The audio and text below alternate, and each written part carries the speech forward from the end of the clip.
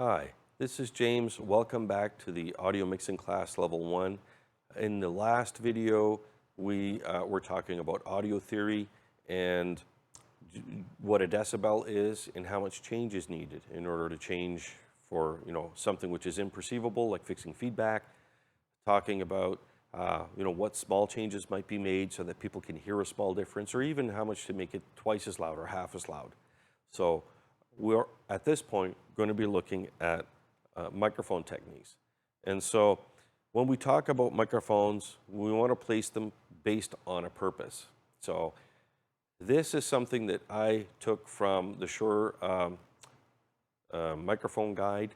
It was something which I thought was great, and I wanted to share that with you. The closer a microphone is to a sound source, the louder the sound source is compared to reverberation and ambient noise. Also, the potential gain is increased. That is, the system can produce more level or more volume, if you want to say, before feedback occurs. So each time the distance between the microphone and the sound source is halved, the sound pressure level at the microphone will increase by 6 decibels. Also, place the microphone only as close as necessary, because if you place it too close, it can color the sound's tone by picking up only part of, let's say, an instrument, or maybe, if it's to your voice as well. You also want to be aware of things like proximity effect, because especially with unidirectional microphones. And so, again, use it only as close as you need to, because if you're miking a piano and you have like a number of strings all over the place, if your microphone is too close to the strings in one area, you'll get one range of strings and the other ones will be farther away. Those will sound much more distant or lower in level, and this one will be louder in level. So you want to be able to place your microphone in such a way that it would be even throughout. You want to do that also maybe for a guitar, where if you're placing it towards a sound hole or whatnot, or you want to be able to take care of that. So this is what this is referring to, is talking about placing microphones based on a purpose. And so when we look at things like using it for lead vocal, you might have a microphone, handheld, maybe it's on a stand microphone. The windscreen might be touching lips or just a few inches away.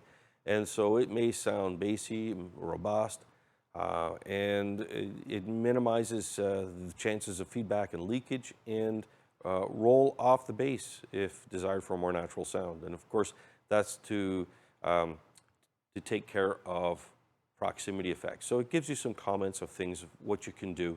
If it's backing vocals, then it's pretty much the same, but use one microphone per singer, and the reason you do that is because it allows the engineer control of the voice balances. For choral groups, 1 to 3 feet above, 2 to 4 feet in front of the first row of the choir. Aim it towards the middle rows of the choir, maybe, a mic per 15 to 20 people. And it gives you a full range, good blend, but it is a semi-distant sort of sound. It doesn't really feel intimate. It feels like a little maybe reverberant. And so those are some techniques where you can kind of listen to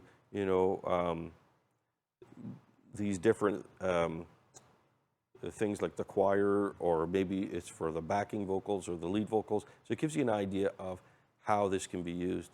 There are also some in the guide microphone techniques, which are also good for things like how do you place it for an acoustic guitar and so on. 8 inches from the sound hole or 3 inches from the sound hole. So this guide from Shure is a very good one, and it's quite helpful as well too. So and that pretty much wraps up the microphone techniques section of this class. And the next video we'll be talking more about mixers and what they do. And then we'll get more into the mixer itself, which I'm sure you're getting excited for. So that pretty much does it for this one, and I'll see you in the next one.